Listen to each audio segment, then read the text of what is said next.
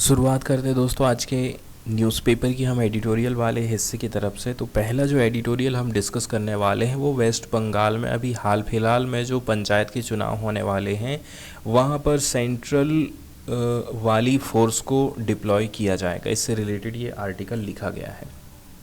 Shadow of poll violence justifies court orders on central forces in the West Bengal. तो हम देख रहे हैं कि वेस्ट बंगाल में काफ़ी ज़्यादा वायलेंस होते रहता है और कुल मिलाकर के आरोप लगाया जाता है कि वायलेंस के माध्यम से यहाँ पर वोटरों को डराया धमकाया जाता है। ठीक है, मशीनों को उठा के गायब कर देते हैं। इसके अलावा भी डराना धमकाना ऐसे बहुत सारे काम हैं जो कि वायलेंस का एक कारण बनते हैं और इसी के चलते चलते फिर जो फ्री एंड फेयर इलेक्शन होना चाहिए वो नहीं हो पाते हैं और आरोप डायरेक्टली ममता बनर्जी के ऊपर लगाए जाते हैं कि हर बार के चुनाव में ये वायलेंस कराती हैं और वायलेंस के माध्यम से ही चुनाव में जीतती हैं। तो इस बार तो कुल मिलाकर के देखा जाए तो इनडायरेक्ट तौर पर बीजेपी ने ये ठान लिया है, अपोजिशन वाली पार्टीज़ ने ये ठान लिया है कि नहीं, इस बार वायलेंस होना नहीं चाहिए। इसके लिए हम एक काम करते हैं, जो सेंट्रल फोर्स है, सेंट्रल फोर्सेस को हम यहाँ पर डिप्लॉय करेंगे। जैसे कि स्टेट की तो अपनी खुद की पुलिस रहती ही है, इसके अलावा केंद्र सरकार अपनी फोर्सेस को भी डिप्लॉय कर सकती है शांति बहाल करने के लिए। शुरू में तो बंगाल की सरकार इस बात से राज़ी नहीं हो रही थी, ठीक है, लेकिन बाद में देखा जाए जब इसको सुप्रीम कोर्ट में चुनौती दी गई तब उसको इस चीज़ में मानने के लिए ऊपर बाध्य होना पड़ा। Deployment of central paramilitary forces, तो जो केंद्रीय पैरामिलिट्री फोर्सेस हैं अब चुनाव की निगरानी करेंगे, जो कि अभी ग्राम पंचायत के चुनाव होने वाले हैं वेस्ट बंगाल में। The controversy in West Bengal in the matter of deployment of central paramilitary force ahead of panchayat election to be held on July 8 is quite underlying। हम देखने वाले हैं कि यहाँ पर 8 जुलाई से चुनाव चालू हो जाएंगे, उसके पहले ही यहाँ पर सेंट्रल पैरामिलिट्री फोर्सेस को डिप्लॉय किया जाना है। स्टेट इलेक्शन कमीशन ने इनिशियली तौर पर, ठीक है, देखा जाए तो अपोजिशन की जो पार्टीज हैं उन्होंने डिमांड करी थी कि पैरामिलिट्री फोर्स आप लेकर के आइए, तो उतना ज़्यादा कहना चाहिए एकदम से तैयार नहीं हुआ था। लेकिन फिर बाद में जब कलकत्ता हाई कोर्ट ने यहाँ पर इंटरवेंशन किया, कलकत्ता हाई कोर्ट ऑर्डर, तो यहाँ से कलकत्ता हाई कोर्ट ने ये फील किया था कि सरकार कहीं ना कहीं कुल मिलाकर के डिले कर रही है in identifying sensitive area, resulted in the Kolkata High Court ordering the poll body to ask for and deploy central forces। और यही एक रीज़न था जिसके चलते चलते वहाँ का जो हाई कोर्ट है उसने जो इलेक्शन कमीशन है उसको ऑर्डर दिया कि आप यहाँ पर जो है सेंट्रल फोर्सेस को डिप्लॉय करिए। लेकिन स्टेट गवर्नमेंट देखा जाए तो उतना ज़्यादा तैयार नहीं थी। अब चूँकि यहाँ पर स्टेट गवर्नमेंट के ऊपर हो जाता है कि हमारे यहाँ पर ये जो सेंट्रल फोर्सेस हैं इसको हम डिप्लॉय रखेंगे कि नहीं करेंगे, ये उस राज्य सरकार के ऊपर बात चली जाती है। इसलिए अब जब राज्य सरकार खुद ही कोई कदम नहीं उठा रही है तो यहाँ पर हाई कोर्ट सामने आया, यहाँ पर जो चुनाव आयोग है वो सामने आता है। वहीं यदि हम यहाँ का रिकॉर्ड देखें ना, तो रिकॉर्ड जो चुनावी रिकॉर्ड रहा है बंगाल का वो हमेशा ख़राब ही रहा है। ये काफ़ी अनफॉर्चुनेट वाली बात है कि रियलिटी में वेस्ट बंगाल में फ्रिक्वेंटली विटनेस होते हैं पोल रिलेटेड वायलेंस। यहाँ तक कि जो करंट पोल प्रोसेस है 8 पीपल हैव डाइड। करंट की जो पोल प्रोसेस है इसके अंतर्गत बताया जा रहा है कि लगभग 8 लोगों की जानें गई थी। And there are reports of respective candidates being prevented from filing their nomination for some panchayat. यहाँ तक की घटनाएं देखें हम घटित होने के लिए कि जो लोग हैं उनको नॉमिनेशन से तक रोका जाता है कि आप चुनाव में खड़े तक मत होइए। तो इस प्रकार की जो कंडीशन बनती हैं, it would have been in the fitness of the things for SEC to deploy central forces on its own. इसलिए मन में आ जाता है कि नहीं, अब जो चुनाव आयोग है उसको कहना चाहिए डिप्लॉय करना चाहिए सेंट्रल फोर्सेस को। even if the state government had some grievances over its discretion being overruled by high court order। इसके बाद मौका चले जाता है, ये जो मामला है सुप्रीम कोर्ट चले जाता है। SEC which ought to have had no misgiving about joined the government in approaching the Supreme Court of India against the order। लेकिन फिर बाद में क्या होता है, सुप्रीम कोर्ट ने अफर्म कर दिया था, कन्फर्म कर दिया था हाई कोर्ट के डायरेक्टिव को, और नोट डाउन किया था कि जो कोर इशू है इसका वो फ्री एंड फेयर इलेक्शन है, इसलिए ज़्यादा इसमें राजनीति नहीं होना चाहिए। वहीं यदि देखा जाए तो पूरे स्टेट की बात करें, going to vote on a single day for nearly 74,000 seat, 74,000 seat पर इसमें चुनाव होना है। And that given the high number of seats and polling booths the direction were justified. और इतने बड़े पैमाने पर चुनाव होने वाला है तो जाहिर सी बात है कि सिक्योरिटी की व्यवस्था एकदम बेहतरीन होना चाहिए। फिर यही बात बताई जाती है कि कितनी जगह में कहाँ कहाँ पे कितना डिप्लॉयमेंट होना चाहिए, कितने इसमें पर्सनल की ज़रूरत पड़नी चाहिए, सारी चीज़ें यहाँ पर बताई जाती हैं। लास्ट में कंक्लूज़न में बताया जाता है कि जो वायलेंस हो रहे हैं और जो डिमांड उठ रही है सेंट्रल फोर्सेस की, प्रत्येक इलेक्शन में हम देखते हैं कि वायलेंस नज़र आता है और डिमांड रहती है कि सेंट्रल पैरामिलिट्री फोर्स की स्थापना को यहाँ पर लगाना चाहिए था चुनाव के टाइम में। The federal principal that law and order is under the state domain. अब चूंकि लॉ और जो ऑर्डर है स्टेट के अपने सब्जेक्ट हैं, ये उसके ऊपर है कि वो किस प्रकार से नियम कानून बनाना चाहता है। और स्टेट की जो असलियत है, राज्य सरकार की जो असलियत है वो इसी समय में पता चलती है। हाई कोर्ट ने ऑर्डर दिया था एक CBI इन्वेस्टिगेशन की into incident of serious violence after the last assembly election in 2021। जिस प्रकार से हम देखते हैं कि 2021 में जो वायलेंस हुआ था, डेथ हुई थी, उसकी जांच करने के लिए हाई कोर्ट ने ऑर्डर दिया था कि CBI को यहाँ पर बीच में इंटरवेन करना चाहिए था। इसके साथ साथ में देखिए, कभी भी यदि कोई जांच हो रही है, चाहे मामला वो कोई सा भी हो, यहाँ पर इंडिपेंडेंट इलेक्शन वॉचडॉग की हमें ज़रूरत पड़ती है and a sense of responsibility among all political parties. जितनी भी पॉलिटिकल पार्टीज़ हैं उनको थोड़ा सा सेंसिटिव होने की ज़रूरत है ताकि जो इलेक्शन प्रोसेस की प्योरिटी है वो हमेशा बनी रहे। इसके बाद वाला जो एडिटोरियल हम डिस्कस करने वाले हैं वो प्रोफेसर ऑफ प्रैक्टिसेस से रिलेटेड है। क्या नाम रखा गया है? Professor of practice. बहुत ही आसान शब्दों में यदि हम समझे प्रोफेसर ऑफ प्रैक्टिस हम किसको बोलेंगे? एक प्रकार से हम बोल सकते हैं किसी भी यूनिवर्सिटी में एक ऐसी पोस्ट होती है, वो पोस्ट की भर्ती करी जाती है कहाँ से? कोई भी इंडस्ट्रियल एरिया से। इंजीनियरिंग सेक्टर में जैसे कहीं कोई बड़ी सी कंपनी है, वहाँ पर कोई ऐसा व्यक्ति है जिसको सारी चीज़ का नॉलेज है, उस सेक्टर का उसको काफ़ी कुछ नॉलेज है, वहाँ उस कंपनी से उस व्यक्ति को यूनिवर्सिटी में भेजा जाता है। यूनिवर्सिटी वाले उसको बुलाते हैं ताकि रियल में जो कामकाज हो रहा है किसी कंपनी में उसके बारे में स्टूडेंट लोगों को एकदम सही जानकारी मिल सके, उनको प्रैक्टिकल नॉलेज मिल सके। और जब बच्चों को प्रैक्टिकल नॉलेज मिलेगा तो यही जो बच्चे हैं डायरेक्टली यदि फिर कभी फ्यूचर में उस कंपनी में जाते हैं तो कंपनी वाले को ज़्यादा उस बच्चे को कुछ सिखाने पढ़ाने की ज़रूरत नहीं पड़ेगी। इस प्रकार से हम देख रहे हैं कि हमारी जो मॉडर्न यूनिवर्सिटी सिस्टम है,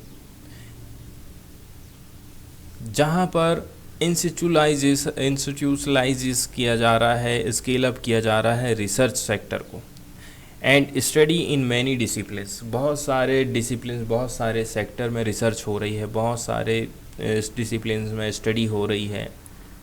तो इस मामले में एक ऐसे टीचर की हमें ज़रूरत पड़ जाती है जो कि प्रैक्टिकल नॉलेज रखता है। और आप कभी भी देख लीजिए, प्रैक्टिकल नॉलेज उसी व्यक्ति को होता है जिसने खुद कहीं पर काम किया है। और ऐसे व्यक्ति के लिए अच्छी बात यह है कि बहुत बड़ी किसी डिग्री की या फिर PhD की रिक्वायरमेंट नहीं रहती है। यदि आप खुद कहीं पर काम कर रहे हैं तो प्रोफेसर ऑफ प्रैक्टिस के रूप में कहीं जा सकते हैं और बच्चों को आप सिखा सकते हैं। जैसे जैसे साल बीतते जा रहा है हम देख रहे हैं मल्टी डिसिप्लिनरी स्टडीज़ बढ़ते जा रही हैं। Have seen new discipline such as biochemistry and computing sciences. आप देख रहे हैं कि कोई बायोकेमिस्ट्री लेकर के पढ़ रहा है, इसके साथ साथ में वो कंप्यूटिंग साइंस भी लेकर के पढ़ रहा है। Which in turn are spawning creating dozen of new sub discipline. इसका ये रिजल्ट निकल कर के सामने आ रहा है कि बहुत सारे सब डिसिप्लिन बन जा रहे हैं। इसमें इंक्लूडिंग है करंट रेंज, आर्टिफिशियल इंटेलिजेंस और जनरेटिव एआई। ऐसे अलग अलग छोटे मोटे सब्जेक्ट और नए नए तैयार होते जा रहे हैं। जबकि ये जो मॉडर्न यूनिवर्सिटी सिस्टम है इसने एक्सिलरेट किया है ग्रोथ को and the rise of new disciplines across the globe. पूरे दुनिया भर में हम देखते हैं कि नए नए किस्म के सब्जेक्ट आ रहे हैं और लोग उनकी पढ़ाई कर रहे हैं। Innovation that bring together academic and industrial research work are creating economic and intellectual value for universities। यहाँ पर सबसे इम्पोर्टेंट चीज़ ये हो जाती है कि इंडस्ट्री, यूनिवर्सिटी और बीच में है, ठीक है, प्रोफेसर। कौन सा प्रोफेसर? Professor of practice. तो यूनिवर्सिटी और किसी इंडस्ट्री को जोड़ने का काम करता है practice of professor, professor of practice. यहाँ पर एक वर्ड यूज़ किया गया है अकेडमिया। अकेडमिया एक प्रकार से एकेडमिक वर्ल्ड होता है। If you like school then you might enjoy academia which is also known as academy. Academia जिसको कभी कभी हम अकेडमी भी बोलते हैं, एकेडमिक वर्ल्ड से ये रिलेट करता है। This joint enterprise of academia and industry. तो नया फेज़ तो आज के टाइम में चल रहा है, जिसके माध्यम से क्या होता है, बीच का जो व्यक्ति है, किसी कंपनी के का जो व्यक्ति है, कंपनी का जो जानकार है, उसको यूनिवर्सिटी भेजा जाता है। तो वो हमें जॉइंट करने का वो काम करता है इंटरप्राइजेस को, और इंटरप्राइजेस ऑफ एकेडमिया को एंड इंडस्ट्री को। इससे इनोवेशन को उत्पन्न किया जा सकता है, इससे नए नए प्रोडक्ट तैयार किए जाएंगी, नई नई सर्विस प्रोवाइड किए जा सकते हैं, नए नए प्लेटफॉर्म तैयार किए जाएंगे, न्यू पेटेंट्स आ जाएंगे। इज़ एंटरिंग न्यू फेज, और यही नया ज़माना आज के समय में चल रहा है।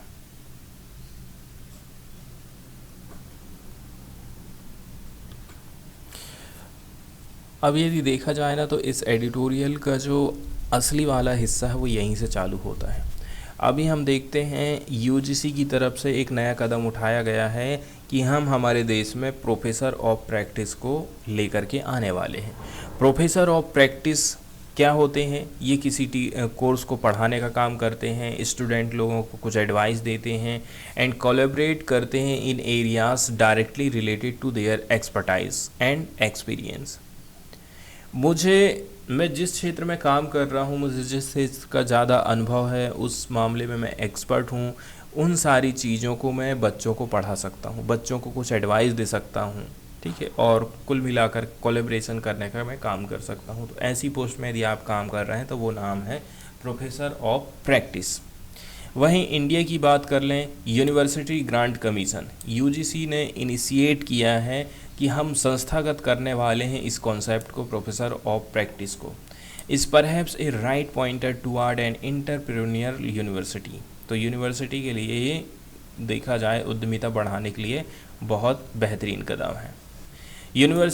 यूजीसी की तरफ से जो कदम उठाया जा रहा है, ये क्लियरली बताता है कि कैसे करके यूनिवर्सिटी जो है best position to foster innovation. University ही वो एक ऐसी जगह है जहाँ पर इनोवेशन को बढ़ावा दिया जा सकता है, simply because of flow of new set of bright mind every year. ऐसा क्यों हो रहा है? हर साल नए नए दिमाग आ रहे हैं, नए नए बच्चे आते जा रहे हैं, seeking to push the frontier of knowledge further. इसलिए कहते हैं कि जो सबसे बेहतरीन जगह है इनोवेशन के लिए वो है यूनिवर्सिटी है। यूजीसी का कहना है, इसका जो ऑब्जेक्टिव है behind introducing the professor of practice, UGC कह रही है कि हम आखिर इसको लेकर के क्यों आ रहे हैं। इसके माध्यम से हम जो हायर एजुकेशन है उसकी क्वालिटी को बढ़ा सकते हैं, बाय ब्रिंगिंग प्रैक्टिशनर। और इसके लिए हम किन को लेकर के आ रहे हैं, प्रैक्टिशनर को लेकर के आ रहे हैं, पॉलिसी मेकर को लेकर के आ रहे हैं, स्किल्ड प्रोफेशनल को लेकर के आ रहे हैं। और हमारा जो हायर एजुकेशन सिस्टम है उसमें क्वालिटी हमको देखने को मिलेगी। इस इनिशिएटिव के माध्यम से इंडस्ट्री और जो अदर प्रोफेशनल एक्सपर्टाइज हैं उनको यूनिवर्सिटी तक लेकर के आया जाएगा, और कुल मिलाकर के जो गैप है इंडस्ट्री और यूनिवर्सिटी के बीच में, उस गैप को फिलअप करने की बात करी जाती है। एंड आल्सो ऑग्यूमेंट का मतलब होता है इंक्रीज करना faculty resources in higher education institution. एक फ़ायदा यहाँ पर ये हो जाएगा कि बड़ी बड़ी जो यूनिवर्सिटी हैं उनमें जो टीचर्स लोगों की कमी है उस कमी को भी इसके माध्यम से पूरा किया जाएगा। इसके बदले में इंडस्ट्री और जो सोसाइटी है वो बेनिफिट होगी किससे, ट्रेंड ग्रेजुएट के माध्यम से, who are equipped with the relevant skill. ऐसा क्यों हो पाएगा, क्योंकि वो लोग अपने आप में कुछ स्किल रखते हैं। पार्टिकुलरली देखा जाए तो जो प्रोफेसर ऑफ प्रैक्टिस होते हैं वो कोई भी व्यक्ति हो सकता है जिसके पास काफ़ी कुछ एक्सपीरियंस है उनके इंडस्ट्री में, appointed to faculty position at a university to share his practical knowledge and skills with student. तो यहीं पर सबसे इम्पोर्टेंट बात बताई जाती है कि प्रोफेसर ऑफ प्रैक्टिस कोई भी व्यक्ति हो सकता है। यूनिवर्सिटी ने उसको बुलाया है कि भाई आप आइए, आप अपने क्षेत्र में काफ़ी कुछ नॉलेज रखते हैं, उस नॉलेज को बच्चों के साथ में शेयर करिए। Often hired from unlike traditional academic professors, POP are often hired from outside academia. Normally देखा जाए तो ऐसा नहीं है कि आप यहाँ से पढ़ के निकले हैं एक यूनिवर्सिटी से, फिर तैयारी करने लग गए और कहीं आपको कोई एक्सपीरियंस ही नहीं है। नॉर्मली जो इस प्रकार की पद रहती है ना, इसको हायर किया जाता है, इसको लिया जाता है एकेडमी से बाहर का। यहीं से कोई तैयार हुआ बच्चा, उसको यहीं पर प्रोफेसर ऑफ प्रैक्टिस नहीं बनाया जाता है, उसको एकेडमी के बाहर से ही लाया जाता है। इसके अलावा अच्छी बात यह है कि आपको किसी प्रकार से PhD करने की ज़रूरत नहीं है। आपने जो नॉलेज हासिल किया है वो आपकी PhD के बराबर है, उससे कहीं बढ़ के है।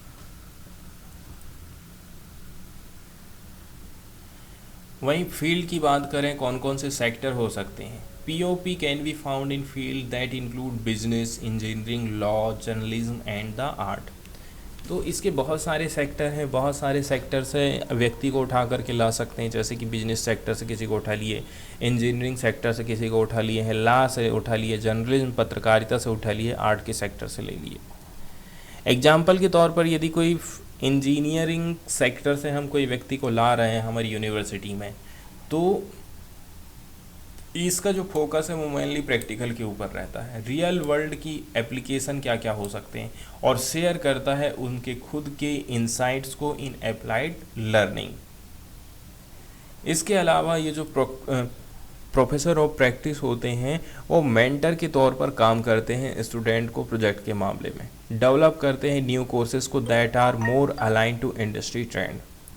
ऐसी चीज़ों की जानकारी बच्चों को देते हैं जो कि सीधे सीधे इंडस्ट्री से मिलती जुलती हैं। Collaborate with other faculty on research project. इसके अलावा यदि आपकी यूनिवर्सिटी में कहीं पर रिसर्च का कोई काम हो रहा है तो आप इनकी भी सहायता ले सकते हैं, ठीक है। और आप तैयार कर सकते हैं केमिकल प्रोडक्ट्स को और उनको फिर आप बेच सकते हैं। यहीं पर इनके एडवांटेज क्या क्या हो सकते हैं उसी के बारे में ये बताया जाता है। इसके बाद थोड़ा सा यहाँ पर नॉलेज के लिए हम देख सकते हैं कि यूनिवर्सिटी के क्या क्या चीज़ पिलर के रूप में काम करते हैं। फाउंडेशनल पिलर के रूप में टीचिंग और रिसर्च को जाना जाता है। किसी भी यूनिवर्सिटी में सबसे मेन जो चीज़ रहती है वो है वहाँ की पढ़ाई और वहाँ होने वाला research. University in the industrial area. किसी भी इंडस्ट्रियल एरिया में यदि कोई यूनिवर्सिटी लोकेटेड है तो टीचिंग और रिसर्च काफ़ी महत्वपूर्ण हो जाता है। आज के समय में post knowledge societies, innovation is the third pillar in universities. Innovation तीसरा पिलर हो गया है यूनिवर्सिटीज़ का।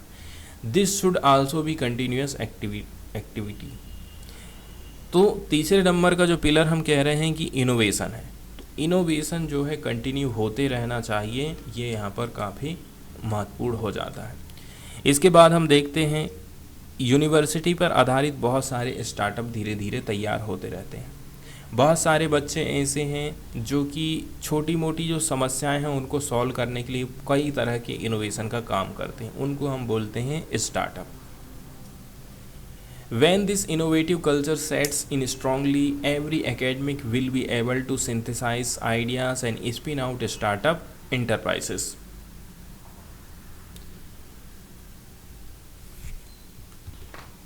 इसके बाद वाली जो न्यूज़ हम देखने वाले हैं वो कलाइगनार पेन मॉन्यूमेंट से रिलेटेड है। तो केंद्र सरकार की तरफ से कुछ अप्रूवल प्राप्त हो गया है कि जो कलाइगनार पेन मॉन्यूमेंट है इसको स्थापित किया जाएगा बे ऑफ बंगाल में।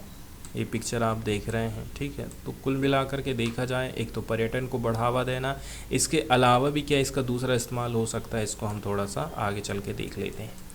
यूनियन मिनिस्ट्री ऑफ एनवायरनमेंट ने दे दिया है कोस्टल रेगुलेशन जोन क्लियरेंस। क्या चीज़ दे दिया है? क्लियरेंस दे दिया है, कोस्टल रेगुलेशन जोन क्लियरेंस। किसको? तमिलनाडु की गवर्नमेंट की तरफ से ही ये प्रपोज़ल लेकर के आया गया था कि हम कंस्ट्रक्ट करेंगे Muthamizh Arignar doctor Kalaignar pen monument.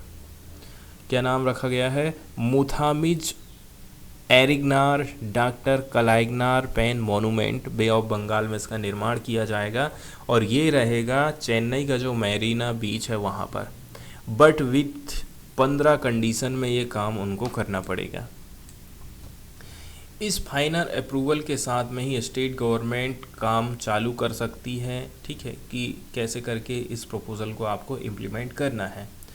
एक लेटर के माध्यम से to the public work department on 19 June union ministry का कहना है CRZ clearance was approved based on the recommendation of expert appraisal committee and Tamil Nadu coastal zone management authority.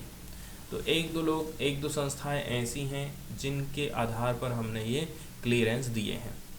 यहाँ पर नोट करने वाली बात यह है कि मिनिस्ट्री में रिवोक और सस्पेंड द क्लियरेंस।